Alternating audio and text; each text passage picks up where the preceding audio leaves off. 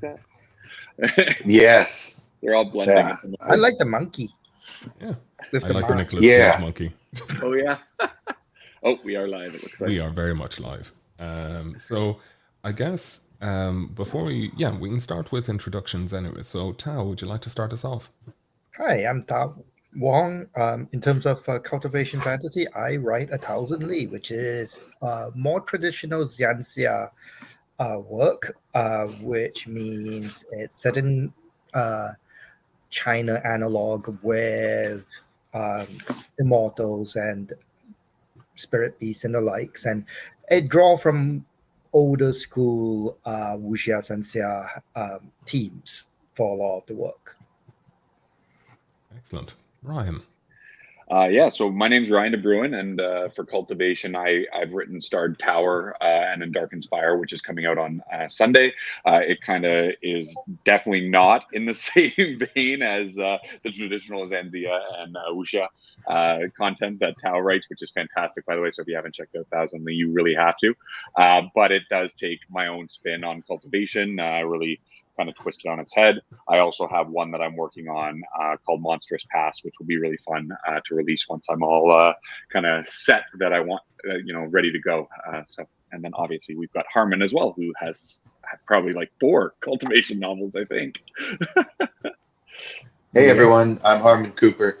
I am the author of Pilgrim, so I have this series, and the 7th book is coming out in January, and that will be my 75th book. So I have to start writing that soon. Then I have this series, which is War Priest, and it's kind of a sister series to Pilgrim, but the MCs are very different ages and very different cultivation style, which we can talk about later. My newest one is The World According to Dragons. It was just released yesterday. It finally hit bestseller status, and I am relieved because it's been 36 hours of one of the craziest launches I've ever done. And I've done a lot of launches. Everyone here has done a lot of launches, but this has been a very crazy one. So I'm happy to be here. My other series, you said 4. The other one is the Way of the Immortals, which I'm going to re-release in the future and finish the series, re-release it, and polish it up some. But I don't think that's going to happen until 2024 or 2025 because I'm pretty stacked right now. Amazing.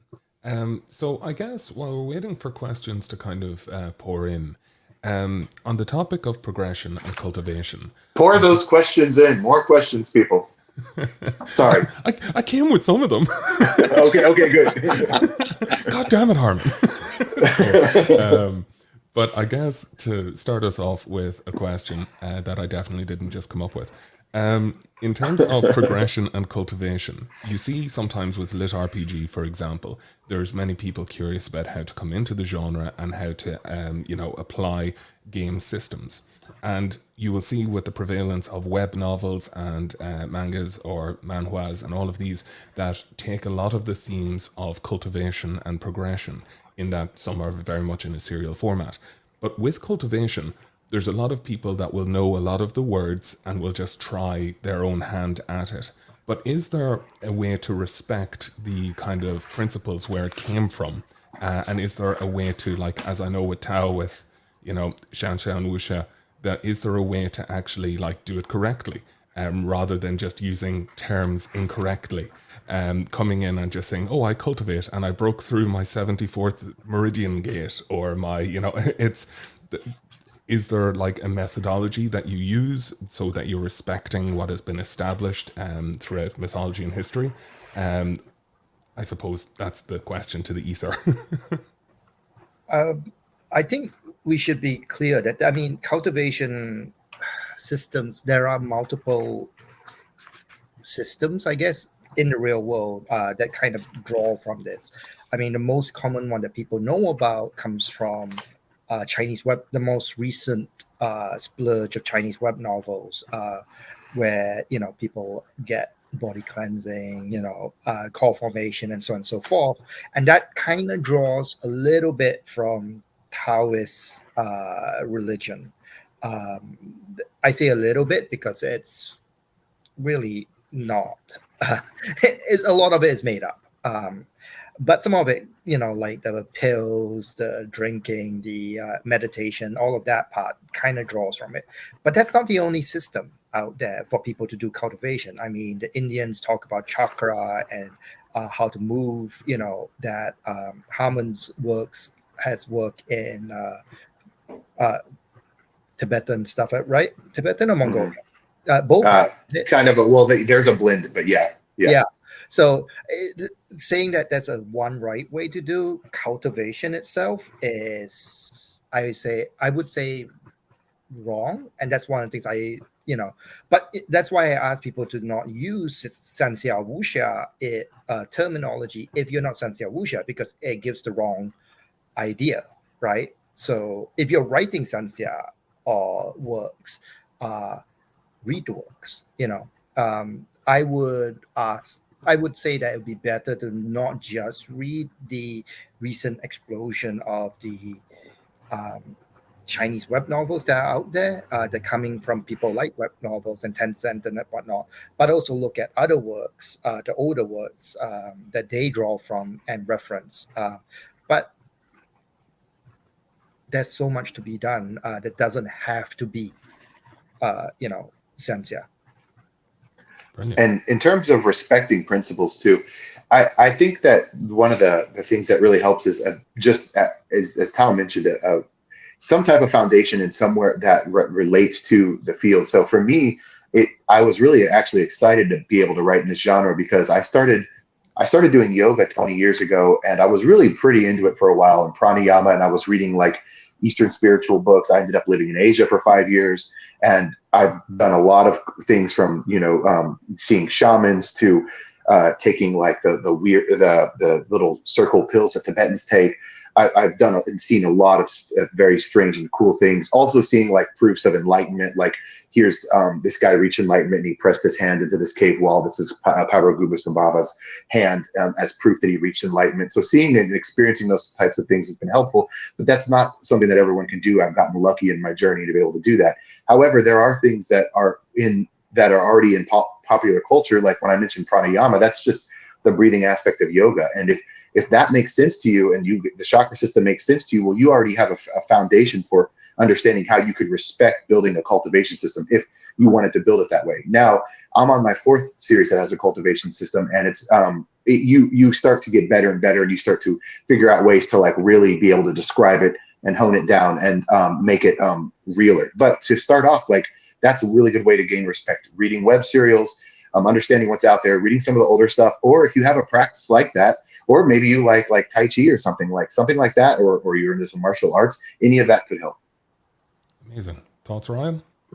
So I'm just really glad that they both kind of hit it, that it really isn't anything set in stone for it. Like if you want, as Tao says, if you want to write, traditionally, then absolutely. But I think, everybody should have their own kind of take and imagination when reading any of these things, right? So for me, part of the reason that I liked, the system was because at the time that I was reading these books, I was a professional athlete. And so I was doing all of these things to try to connect with my body and try to get it to that next level. And so I could just picture myself in these situations and put myself through it.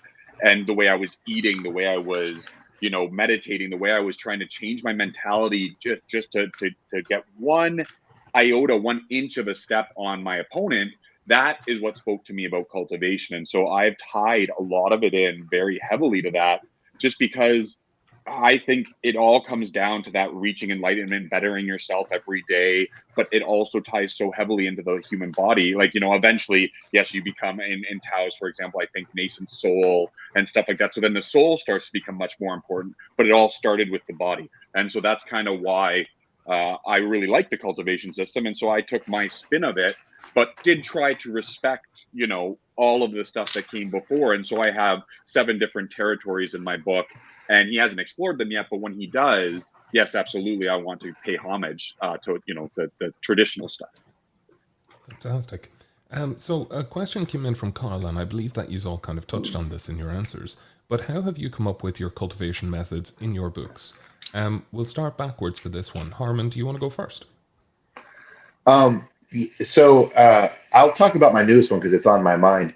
I started planning this book 4 years ago. Just kind of, I had the idea and I wanted to build it, and I wanted to build an interesting system.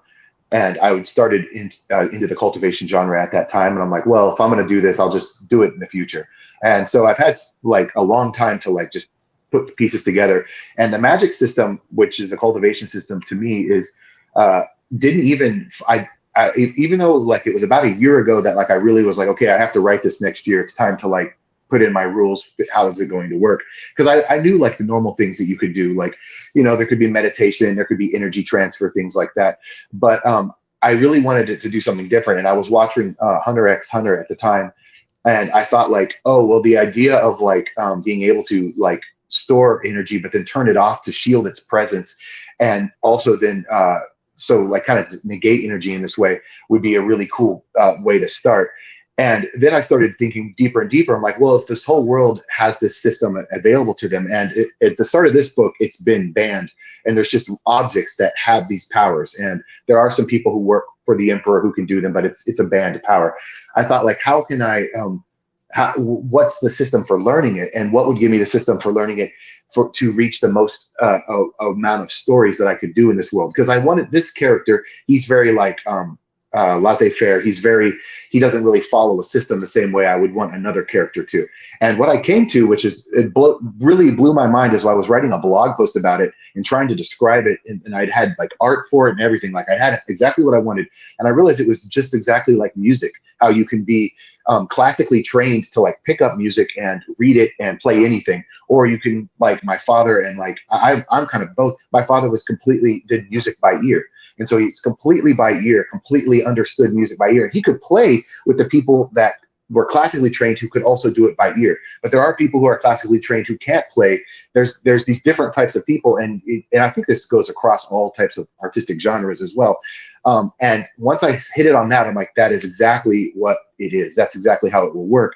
This idea that you could study it, you could learn the ranks, you could understand the tiers, you could do all those things, or this idea that you could have a feel for it and develop it in that way. And then there's the hybrid idea that you're doing both. And that's where I am, because I was classically trained as a musician, but I could also play by ear as well. So that's kind of how it all came together. And I'd love to hear what some of you other guys think about how you put the systems together. And I'm sorry for going on for so long about Armin, that. What book were you talking about there? You sort of said the one that recently came out, but I don't think you named yesterday. Sorry. The World According to Dragons. And the reason I did it, though, is I want to write more books in the Sagaland Chronicles and different types of cultivators and stuff. And so I wanted to make a system that, like, this guy doesn't cultivate, doesn't use the power the same as the other books, like people in the other books. And I wanted it to able to all work together. So it's kind of a hard magic system that has a softer approach, is what I'm kind of saying right now. Amazing. So Ryan, what about yourself? So I covered some of that, obviously, but I think the overarching concept was just how complicated cultivation can be, right? And it's always funny to me how oh, hey, Rose. Rose. I hope everybody saw Rose come in there. Figment of your imagination, Ryan. Yeah, exactly. Right. Answer the fucking question. Yeah, sorry. I'll get back to that. Okay, so as I was saying, I just love, like, it's so complicated, and I love in how a lot of these stories people just grew up with it and really understood the system, right? So for me, I think that was kind of a big idea was, okay, well, this whole thing is a misinterpret. So it's, us, Westerners trying to understand when this system comes to Earth, and even nobody having the right and correct answers. And that was the whole idea behind my system, and to really slowly build it and slowly show my MC discovering it. So I really wanted him to start with almost no information, very few biases, like just, what kind of he had heard and overheard from the mercenaries and stuff like that. And that really lets me dive deeper and explore each kind of stage along the way of the cultivation journey. Excellent. So we'll go to Tao for this, and then loop back to you, Rose. So Tao, what about yourself? Oh, for Thousand Li, the cultivation system that I created was basically based off Taoism itself. And the reason I did that was because I wanted to write about Taoism, which I am dabbling in. And I love, that's an inherent conflict in, if you study, the philosophy of Taoism, and having a somewhat active protagonist character, because a lot of the ideas behind Taoism is almost inherently opposite to what you want in a protagonist. They don't, actively change the world. They're not trying to. They're examples. They're focused in on themselves and letting the world be, and moving within the world. So that becomes a problem. And at the same time, the idea of Taoism, there's aspects of it that I really think it's fascinating for me. So building the cultivation system really was me just going, hey, how can I talk about Taoism in a written form and make people pay for it? Um, it seems to have worked. Uh, the other system that I'm writing, which is climbing the ranks, that will be released next year, basically, is I'm not using it's basically I'm using cultivation as just a magic system. It's a method for people to gain power. So they pull the energy in to build themselves up. And there's a way to refine it. And that refinement then makes themselves stronger. That's it. There's nothing else in that. And it's basically a structure for the story to progress. And the story is really about the towers and the way that it makes the world work. So for me, it's always about what the theme and the idea is that I'm trying to build on. Perfect. So, Rose, we'll go over to you with the same question. Okay. First off, thanks for having me a little bit late. Construction's fun. But yeah, cultivation, it just depends on kind of where I'm coming from. I do love to bring in the West and the East and kind of like make them collide. I've done that in Guild Corps and I did that in First Fist. I like to see how the Eastern and Western tropes kind of interact. I get most of my cultivation like inspiration from anime and kung fu films, but also from like personal experience with meditation and visualization, things like that. So something that kind of gives the reader something that they can attach onto and sort of go through this process with the main character.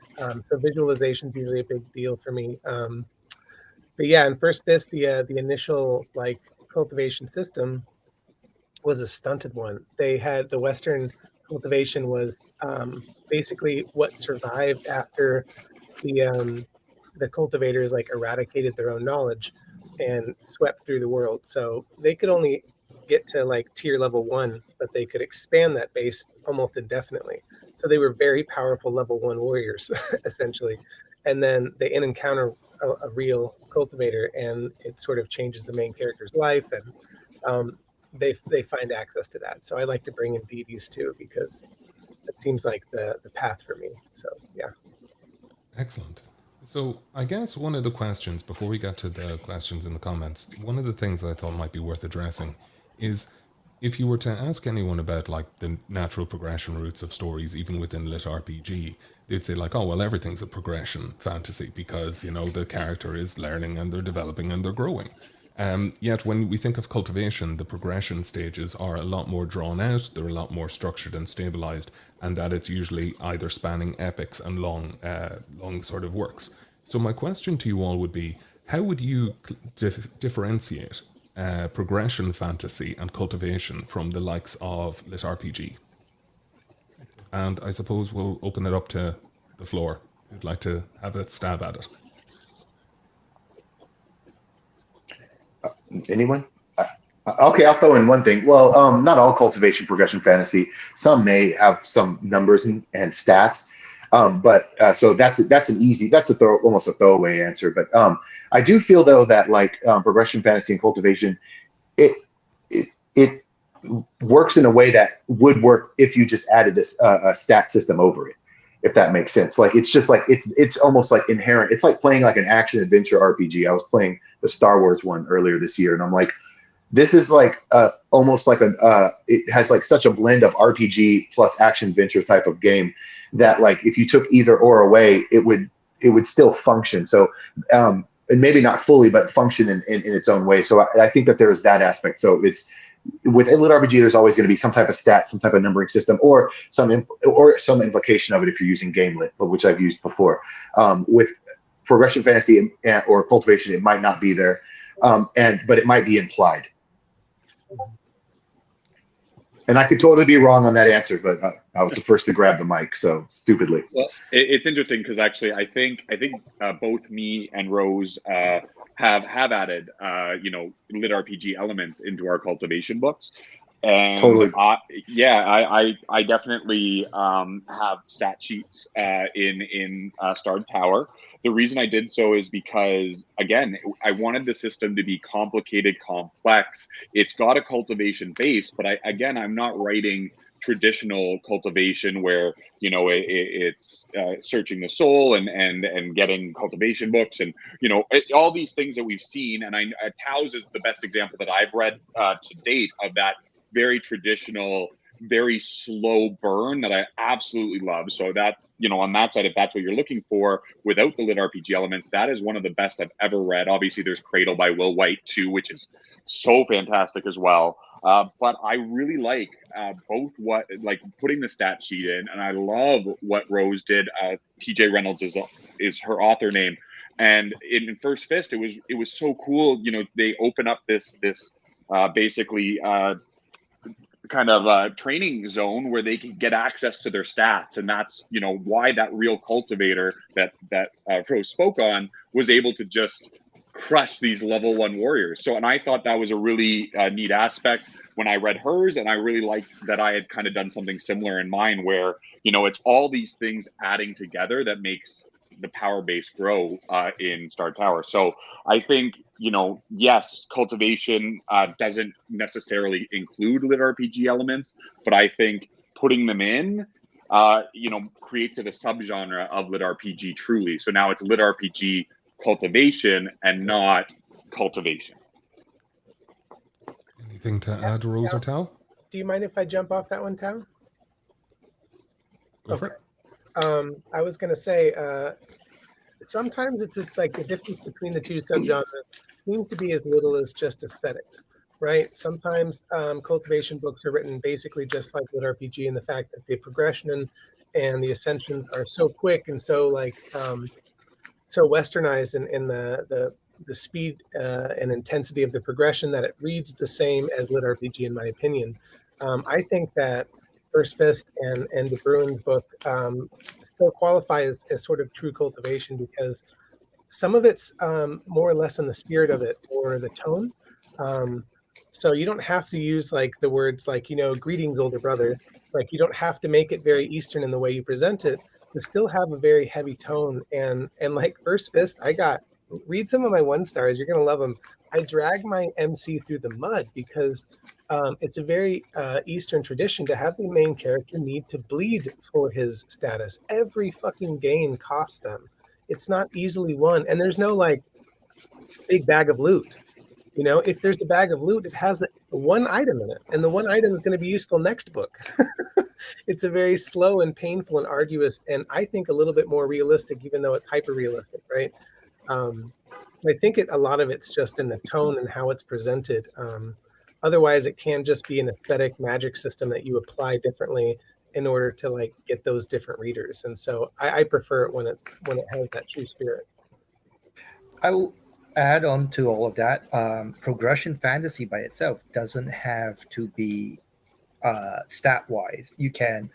I think one of the most interesting progression fantasies is John Deers's Mage Errands, where there is no specific, category of powers, right? Everyone has a different power, and who stacks up and what level they are. You can't really do it straight, 1-to-1. It's not oh, this guy's a level 5, this person is a level 7, level 7 is going to beat level 5. No, you can see the progression in the powers and how they are learned to use their individual power sets, and so they become more powerful that way, and that's the progression aspect. But that's not a overall system that arcs and that combines together. And you can do that with progression fantasy. Hunter x Hunter is another great example, if you watch anime, of a progression fantasy system where people are combining and fighting one another, but at different levels of understanding of their own abilities. And I think that's probably the biggest difference, I would say, that you could see between like a cultivation systems often everyone or most people are using the same similar ideas, or you can kind of refer them to there.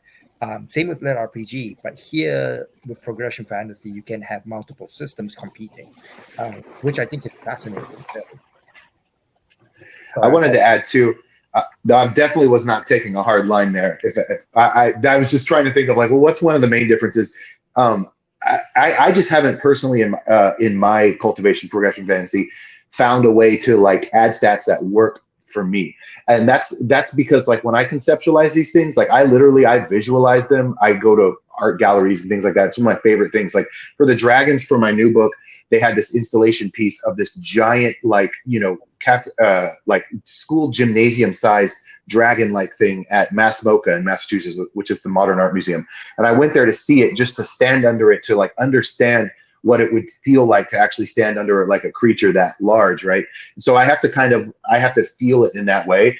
I think it's awesome, and that people are able to combine them that way. I haven't been able to do it yet in a way that like I can like think like, okay, this works for me. But if I can crack that nut, I will totally do it, because like I've already written lit RPG, so it would be like a very like natural progression for me, right? So I'm gonna try. I'm gonna try for you, Ryan. So I guess then to go on to the next question from Kyle, what drew you to write in the cultivation genre instead of other genres? We might start with Tao this time. That's okay.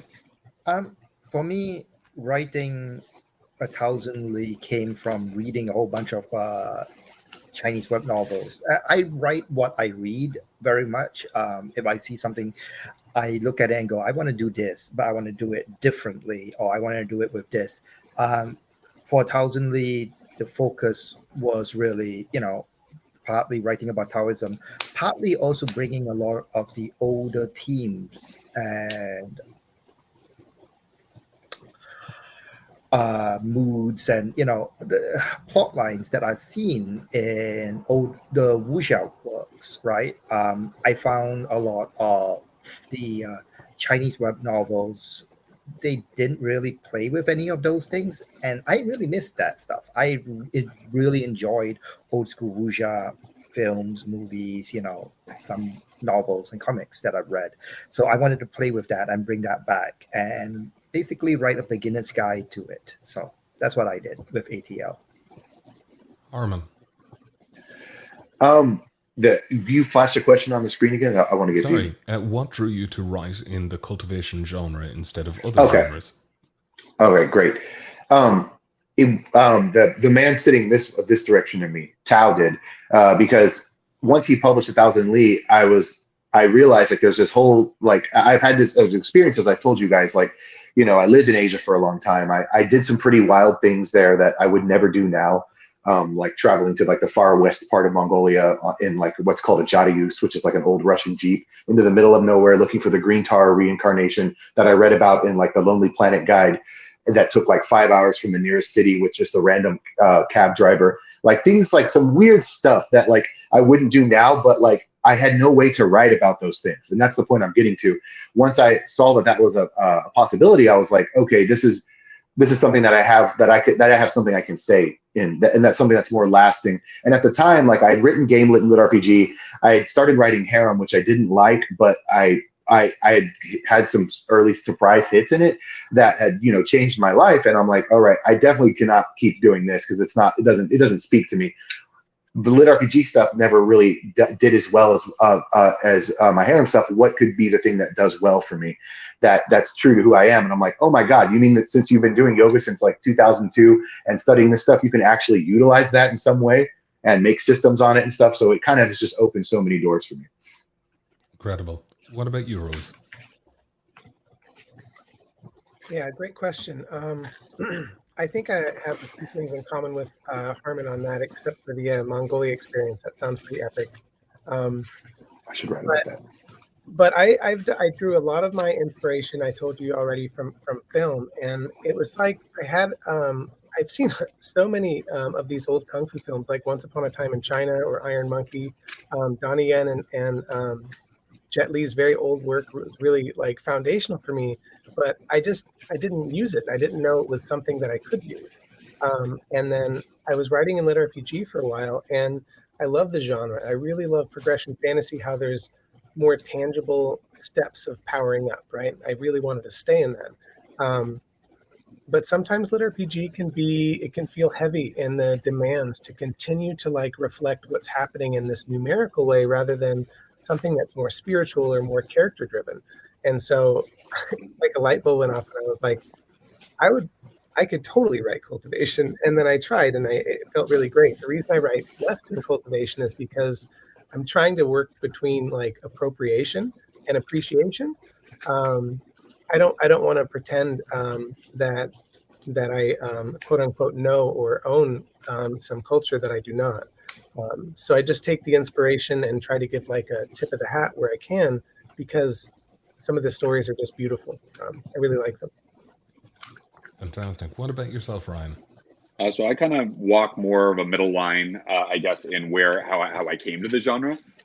So for me, it was I was, as I said, playing pro, and I was reading manga novels and watching anime and stuff like that. And I found that it was really funny how much it was missing what Tao has talked about, which is kind of that old style of like more description and how the person got powerful and how their discoveries were made and stuff like that. And then so luckily, Tao did write A Thousand Lee, and I also read Will White's, and there was a bit more of that, but I wanted even more. I wanted something much more personal, much more close to the character as they kind of make these discoveries along the way.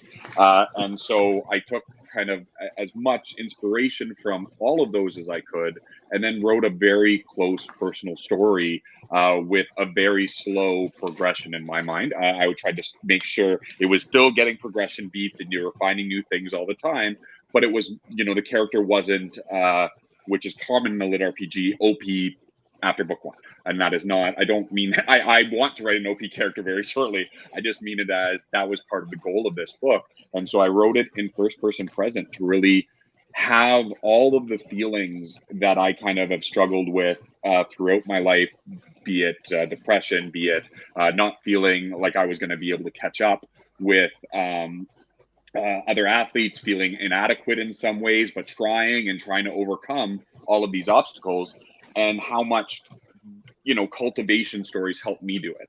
And so I think that was kind of fun, and I love it. And it's honestly a book two, as I said, comes out Sunday, and it was so much fun to write. And I think in the editing process, as I went through and kept those things in mind, I think I added another half of the book again, just going deeper into moments, because I really was like, oh, I remember when this happened. Boom, write some more into that. And I really, yeah, a passion, obviously. And I'm not, I'm not trying to, as Rose so put that so well. It's like the tip of the hat, that helped me through times of my life. And I want to make sure I write something that maybe has the power to do that with others. And I think that's what writing is to me. So that's my reason for the cultivation genre.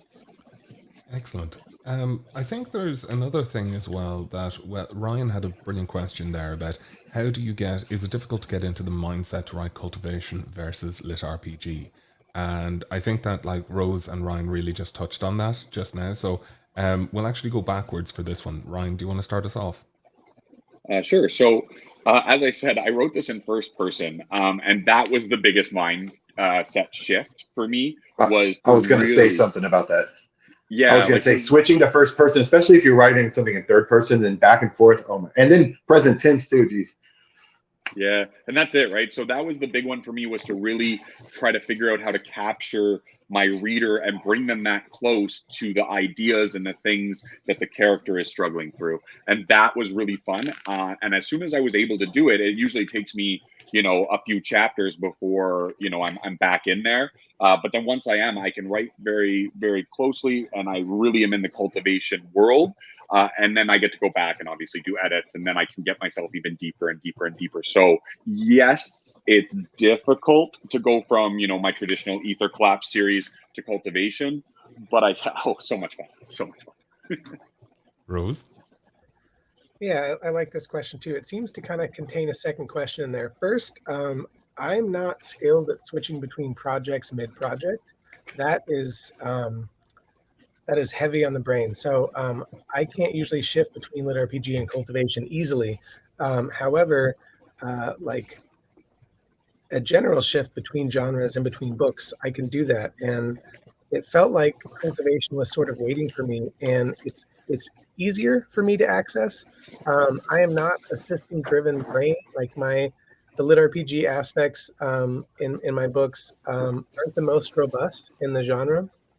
I tend to write like story and character driven, and I tend to be more slow burn than almost anyone. Like some people want. Some people really want that power fantasy. They want an OP character, and I'm like, I'll get you there. Just wait, dog. I want him to be book 3 or beyond by the time he's like traipsing across treetops and like fighting in the wind. Um, so so yeah, this cultivation was more or less returning to roots that I didn't know I had or wasn't realizing, and it feels closer to general epic fantasy to me than lit RPG does. So it felt really nice. It felt like coming home. I was down with it. Fantastic. What about yourself, Harmon?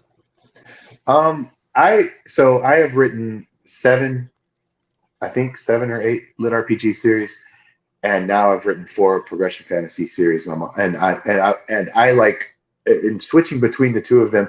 I much prefer writing the progression fantasy ones.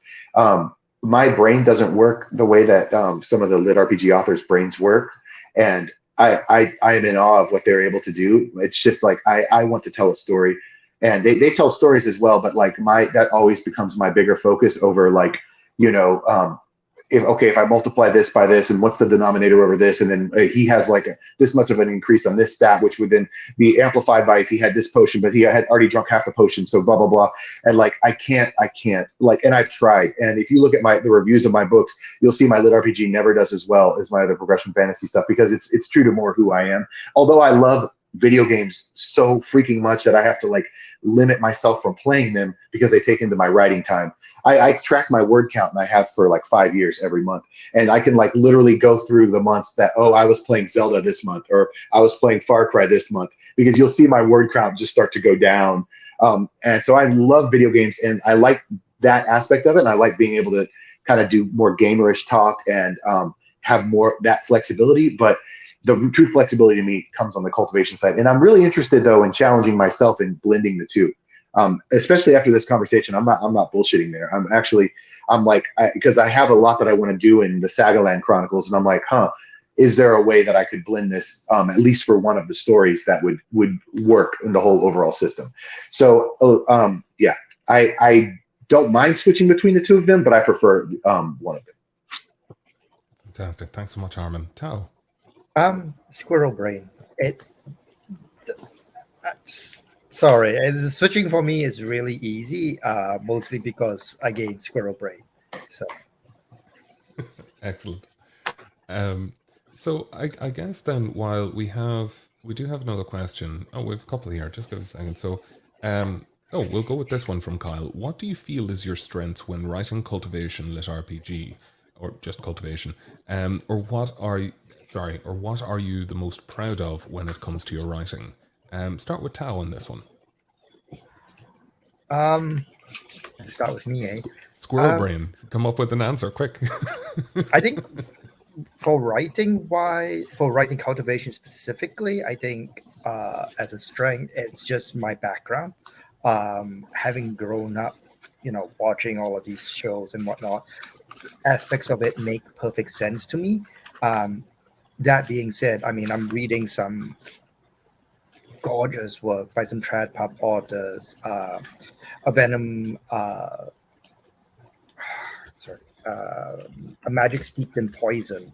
The author it's a Chinese fantasy work where the magic system comes from tea, and just the amount of stuff that she layers in is amazing. It's just, oh my god. So when I say it's my strength, I'm like here and they're like there. So let's be clear about that. What I'm most proud of is mostly I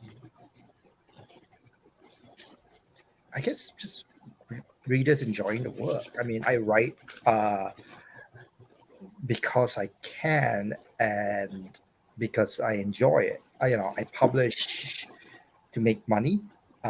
Otherwise, I'd just continue telling my stories in my head and continue with my life. So the fact that readers are actually buying it and enjoying it and continuing to read it is something that makes me smile all the time. Fantastic. Harmon. I kind of look at writing as a leveling up system. In certain ways, I will focus on with new series. I will focus on doing something that will overall improve my entire writing skill. So, for example, for Cowboy Necromancer, I focused exclusively on landscape descriptions, and I read Edward Abbey, Craig Childs, who his books blow my mind, Hampton Sides, Blood and Thunder for historical research to describe the setting so well that it has now improved my overall writing in other books, right? And so I'm proud of that it does actually work that way. That you can hone in on something. So for my new one, I kind of honed in on the deepest East-West blend I could come up with, which was yokai, Japanese mythology, which is my bag. I lived in Japan for a year almost. I love it. And then Norse history, Byzantine history, and Roman history. And so what I did is I read a bunch of history books, and I went and I lived in Norway for a month to go to places like stave churches and just kind of like get an idea of like what a setting of this would be like if these two settings were blended together, right? And in doing so, I put together the world building aspect that has been beyond anything I've done before. And I've been able to repurpose kind of words in different ways that give it a completely unique feel. So for example, Ravenna is a city in Italy that was once the seat of the Roman Empire. I really liked the word Ravenna, so I decided to use this as the term for petty kings. So instead of the petty king is Brazar the Blade, it's like Ravenna Brazar the Blade, and the Crown Ravenna, like things like that. And so the world building aspect of it has been my big push. So with every project, I try to do something new that then helps the overall picture. So it's a leveling up system for an author. Great answer. I like Ravenna. That's really cool. Rose? It's cool, fun stuff. This is a fun question. So I think world building is definitely one of my biggest strengths. I wrote a triple pantheon for First Fist. I had like 25K in world building notes before I even started the novel. I just wanted to have like the gods be at the center of what's happening in the novel, even though they don't really come into it, but it explains why the world ended up like it was. But beyond that, like definitely just knowing the tropes in the genre is really fun. Like if the main character is like walking in a new city and he's untested, I'm like, well, here's the scene where the alley kids are going to jump him, right? And he's going to maybe get the snot kicked out of him for the first time, or maybe we can push against that. So knowing the tropes and then working against or with them intentionally throughout is just really fun. It feels like the film has already been shot. And so I'm like, oh, wait, that's too cliche. I want the master to be a little bit more like this. And then because the tropes and the characters, everyone's there. The full cast is there from the movie. You just have to like modify it to make it yours again. And so it's fascinating. What about yourself, Ryan? So I'm going to take this in a completely different direction. I'm going to talk about all the people's books on this panel because I know what I really enjoyed about it. So like for Harmon, he hit it a little bit. His research when he writes is really, really good. He gets really, really fine details that just kind of, make you think. They make you stop sometimes and be like, or like check something on Google yourself. So like I enjoy his books on that level. There's other things that you do really well. That is not saying that's the only thing, but that's what I really enjoy. Tao's. That's the part I enjoy the most. So that's the part I enjoy the most. So if someone enjoys it, that's good for me. I think Tao for me, his fights are so interesting, and I talked to you about this, Tao, and I think it's because you have experience in martial arts physically yourself, and like your way of describing them has a beauty to it that I don't know if I can, quantify, but I always suggest your books to my family and other people that like cultivation, just because of the fact that your world has this beautiful kind of settings and you describe everything so well, but your fight scenes just carry on with that beauty somehow. That's really, really neat. So Thousand Li was the one that I was talking about there. Other books too, but Thousand Li for cultivation. It's just so cool to see him fight like a dragon out in the middle of the wilderness, and you get this feel that they really traveled out into the middle of nowhere. And then Rose. I've yelled at Rose for the heart-rending that she gave me. She drags her main character through the mud for sure, but I'm right there along with the journey, and like to be able to have that kind of skill to make me throw up my hands after a chapter. I'm not reading this book anymore. I have to go for a walk. I'm sweating. I'm angry. I'm like hurt. And then to come back and be like, no, this is too good. I got to keep going. So like it's skill that I wish I could emulate. And I really think that is Rose's strength. I think everybody here has a strength, and I just hope that I have a little bit of everything I just described, because they've all inspired me, and I've tried to add that into my books as well. So we have 3 questions remaining, but we probably have time for one of them. So there's one which is about your favorite cultivation method. There's one about where you've drawn inspiration from different genres not associated with lit RPG. And then there's another one that touches, I think, on the length of cultivation. So is there any particular one that we'd like to kind of go into here? We could just answer which one of those we want to answer. How's that? Absolutely perfect. So thank you, Armin. That's actually way better. I was just having a break, like an aneurysm here for a second. So thank you for that. Which one should I do? Tao, do you want to start us off with whichever one you'd like? I talk about a cultivation system that I love, and I haven't seen anyone else do it. It's Sarah Lynn's Wheelkey Chronicles. I don't know. You guys have to go check it out. Basically, her hero cultivates by going into themselves and building buildings inside themselves, and each room does different things, and so you have to choose your architecture and what you're going to do, and what materials you're going to use to build your room, because how you build them will influence the rest of your your building. And so it's architecture with cultivation, and it's amazing. I have not seen anyone. It's such an imaginative way of doing it, and she's such a great writer. I mean, amazing writer. So yeah, Sarah Lynn's Wheelkey Chronicles. Never could have imagined doing that myself. Sarah Lynn is awesome. Her street cultivation is awesome too. It's just she's on some other shit, as they would say back when I was maybe younger. But yeah, she's awesome, and I don't know what else to say other than that, except I'm always in awe of like the systems that she can put together, and I'm like, damn, I wish I had thought of that. But the second question was out of the 3 that you had left. The second question was about drawing inspiration, right? So, drawing inspiration, have you drawn inspiration for your books from different genres not associated with lit RPG? And if not, what other genre do you feel you could draw inspiration from? Okay, yeah. So yeah, I'll make this one fast. I have a degree in history. It is my obsession, history. And so like back to Cowboy Necromancer, I think I read 10 or 12 books on the Southwest. I mean, you'll see me with like books like book on Hopi Indians that are or natives packed full of notes and stuff. I read a lot, and so I draw inspiration from those things. Maybe too much. It can make my world building wordy.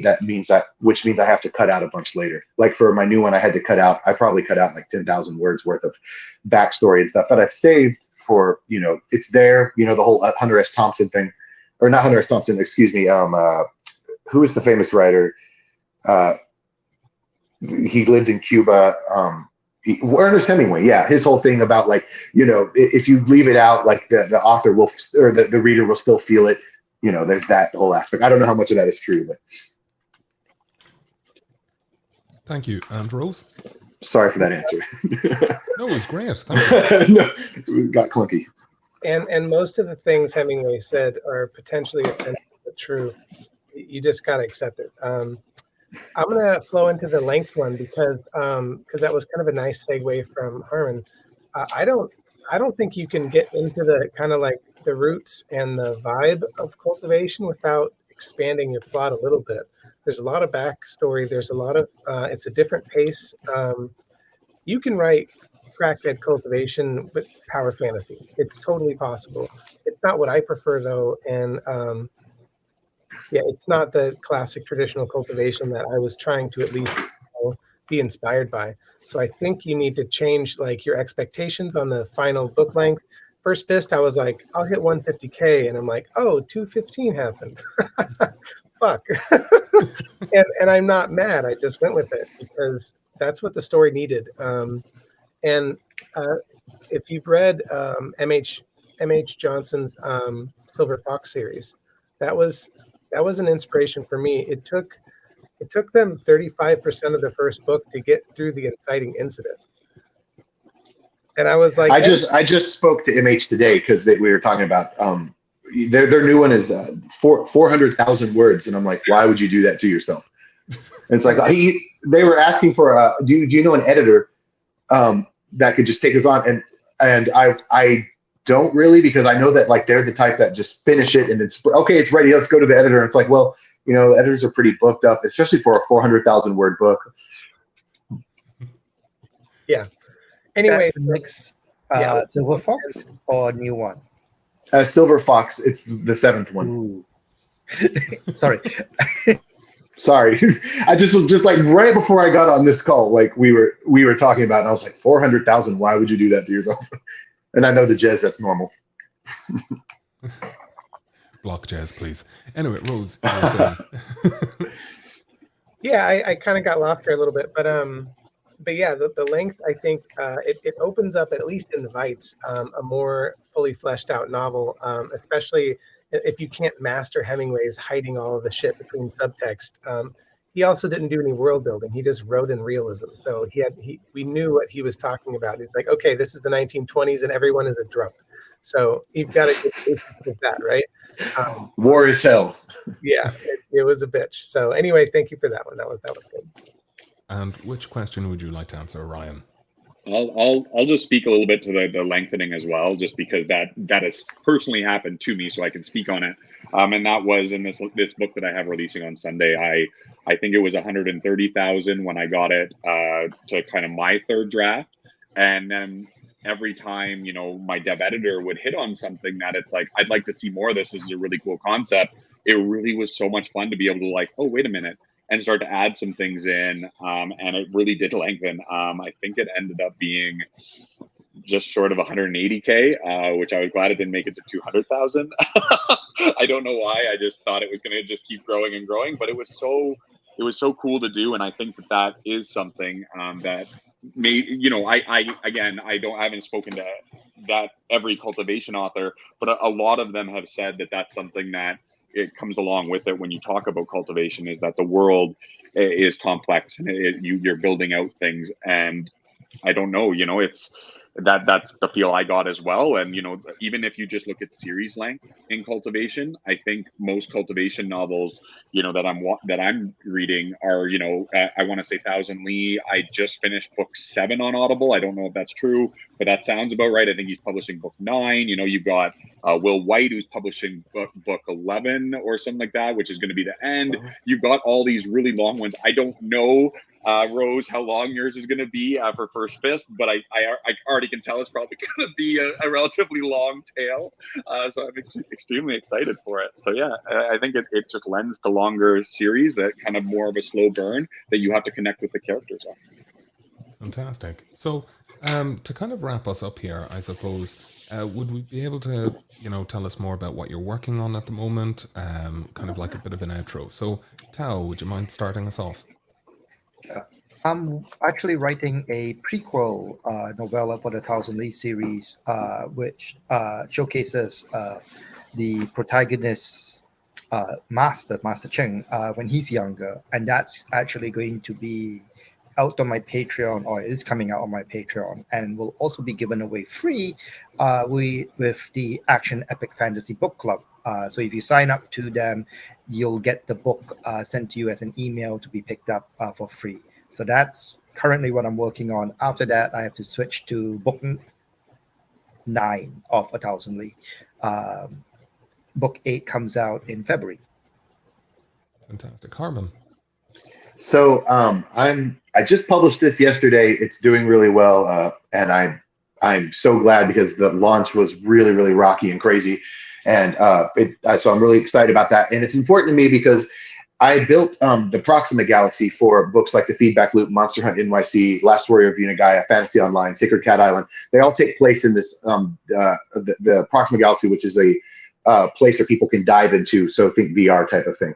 But I didn't do it well, and I didn't take notes, and I did it while I was also working full time. So this is kind of me correcting that. I've been building the Sagaland for a while. I've been building this really big playground, and so I'll be writing in this world, but with separate series. God, I'd love to forever because it's really cool. So next month I have a Cowboy Necromancer novella coming out. The main arc is finished. Now I have 4 novellas planned. In December, I have the 4th War Priest book coming out, and that's probably going to cap it. And then in January is my 75th book, which will be Pilgrim 7. And that's what's going on. And I would like to slow down. I just can't right now. So hopefully that day soon. Sanderson has nothing on you. No, he has everything on me. He has everything on me. Armin, you are prolific as fuck. That is a little intimidating, but hats off. Don't be. I would prefer just having an amazing book like you just released this year. So yes, 75th. Yeah, hurry up, Jez. I would have to finish my 27th, which feels like a lot to me, but so much. We don't give ourselves enough a round of applause. Like most authors are like, oh, it took me 5 years and I finally finished my book, and you're like, all right. You know, like, well done. You finished. Yeah. I'm currently working on finishing up Towers of Akalia, which is for another pen name. But that series was a really fun kind of like isekai jaunt. You know, I had a good time with it. It's book 7, so I'm closing that out. Then I'm diving into First Fist 2, and I've got a new series that could have some cultivation in as well. I'm going to strip out the lit RPG this time and keep it progression fantasy cultivation only. And I'm hoping to do that one spring of next year. That should be pretty fun. I'm thinking as a tentative title, this is my first release, is The Tower and the Dungeon Deep. And I'm combining the two aspects in a world that sort of, it makes sense. You'll get it. But I'm very excited about that one. Exciting. And Ryan? So as I've already mentioned, I do have the book coming out on Sunday, which I'm really excited about, which is this one here, in Dark Inspire. So really excited for that one. It grew in length and is quite fun for me. That's in the Starred Tower. The System Misinterpret world, but first book is Starred Tower. Starred Tower is on sale right now for 99 cents. Otherwise, I'm working on book number 9. I hate both of you two right now. And Tower. Actually, I'm like the fledgling on this panel. God dang it. Hey, I already told you before I would trade like half of my releases for any of your releases, man. You kill it. I would trade it literally. I would take 35 books away if I could just have one of your releases. I mean, you blew it up coming out of the gate, man. So that's incredible. But yeah, so I guess he's more or less talking about Etherclaps, which is what I'm working on right now. And then I do have another cultivation novel that I'm working on called Monstrous Past. It is still lit RPG cultivation, so subgenre of cultivation, not traditional or anything along those lines. And I'm super excited for it. It's kind of a bit of a Groundhog Day scenario. So lots of fun. And something with Xander too, right? Oh, geez, yeah. And I've got Shooter, a basketball lit RPG, which is also very fun. I actually just wrote a chapter this morning in that world. We're up just over 100,000 words. So I think we only have, I want to say 11 chapters left to go. And because 2 authors are writing it, it's probably going to be a lot less of the editing side of things. So it will actually turn around faster than my other books because I edit too long. Thanks, Harmon. Perfect. I'm looking forward to that.